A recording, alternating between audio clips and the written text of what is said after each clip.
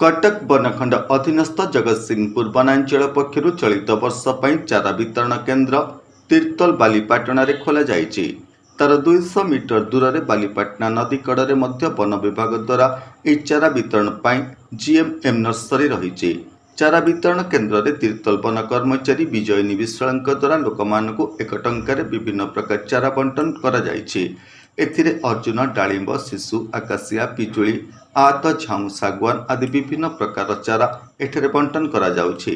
जो माने चाहिए एठारे निजर परिचय पत्र प्रदान करी एठारे चारा मध्य नहीं पारिबे। एतद व्यतीत तीर्तोल आईजीसी नर्सरी रे 40,000, तारतोल एमजी एनआरआईजीएस रे 20,000, बालीपाटना रे 35,000, एनआरजीएस रे 10,000, गोविंदपुर रे 40,000, किलीपाड़ा 35,000, कोल्टा एमजीएम आरजीएस 20,000 बंटन पर वन विभाग पक्षर व्यवस्था करा जाइछि। नमस्कार, मु लिपिका आपण मानक स्वागत करुछि नुआ रूप में होली टीवी ओडिया। होली टीवी ओडिया सहित जोड़िया आपण माने लाइक करंतु, सब्सक्राइब करंतु, शेयर करंतु। एनआरजीएस रे थिबा चारा गुड़िक मागणा दिया जाउथिला बेले अन्य चारा गुड़िक 1 टंकार देबा पई वन विभाग पक्षर व्यवस्था करा जाइछि।